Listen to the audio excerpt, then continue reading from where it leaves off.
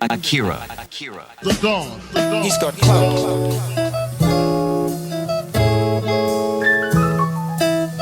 Hello everyone. Apologies for the delay. I hope this is all working. Hopefully I'm up to this.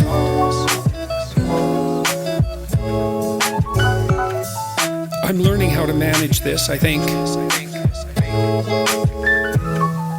I'm not really interested, I suppose, in slowing down, although it has been a bit much in the last year and a half. I do better in some ways when I'm working flat out. So, yeah, I thought about slowing down, but I've decided against it.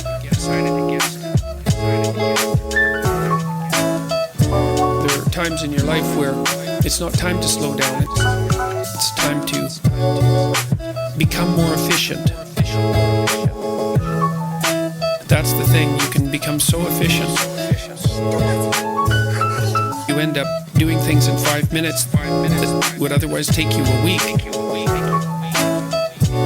As you take on more responsibilities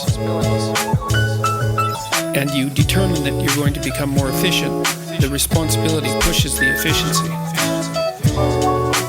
What do they say too? There's time enough to sleep when you're in the grave.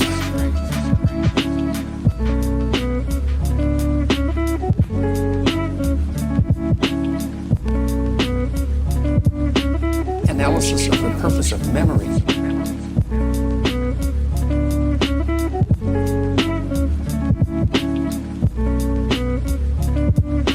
People think that the purpose of memory is to remember the past. And that's not the purpose of memory. The purpose of memory is to extract out from the past lessons to structure the future. Lessons to structure the future. So you're done with a memory when you've extracted out the information that you can use to guide yourself properly in the future. Done with a memory when you've extracted out the information that you can use to guide yourself properly in the future. Done with a memory when you've extracted out the information that you can use to guide yourself properly in the future. Done with a memory when you've extracted out the information that you can use to guide yourself properly in the future. So if you have a traumatic memory, for example, it's really obsessing you. If you analyze that memory to the point where you figured out how you put yourself at risk and you can determine how you might avoid that in the future, then the emotion associated with that goes away. Memory has a very pragmatic function, and cultural memory is the same thing. We need to extract out stories from our past that structure our future.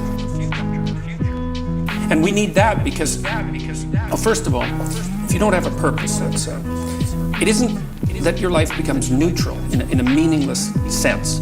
It's that your life becomes characterized by unbearable suffering. Because the baseline condition of life is something like unbearable suffering. Is something like unbearable suffering. And what you have to set against that is a noble and worthwhile purpose. A noble and worthwhile purpose.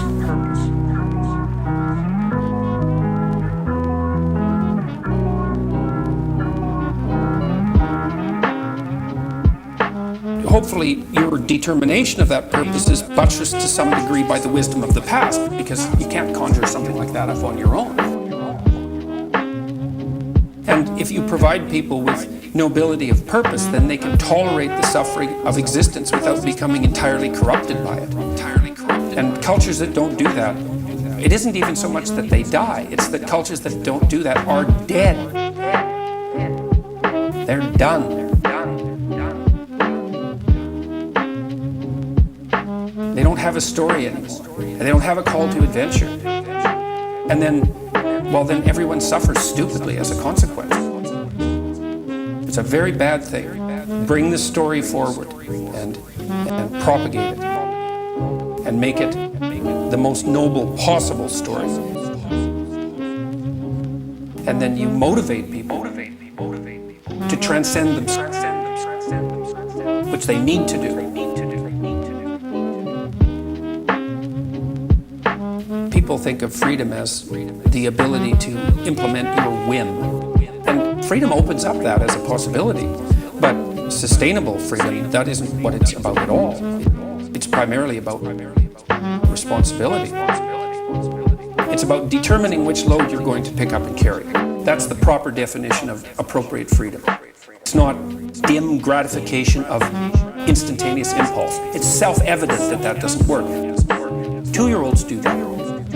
And that's why they can't live in the world. They can't organize themselves across time. They can't sacrifice the moment for the future. And the more sophisticated you get, I suppose, in some sense, the more you're able to do that. And then your freedom becomes the freedom to choose the proper responsibility. That's also not something that we've been good at communicating to young people. If we talk to them about responsibility, we generally do it in a finger-wagging sort of way. It's like, well, you're breaking the rules, you're a bad person. And well, that may be true. The proper message for young people is to say, well, no, you don't understand. You want to take on responsibility. You want to take on the heaviest load that you can conceive of, that you might be able to move, because it gives your life nobility and purpose. And that offsets the tragedy, offsets the tragedy, offsets the tragedy, offsets the tragedy. And not only psychologically, because you have a purpose and something to wake up for, to face the difficulties of the day, but also because if you face the difficulties of the day properly, you actually ameliorate suffering, not only in the psychological sense, but because you make the world at least a less terrible place. And that's something. And that's something. Right, to move things away from hell is something.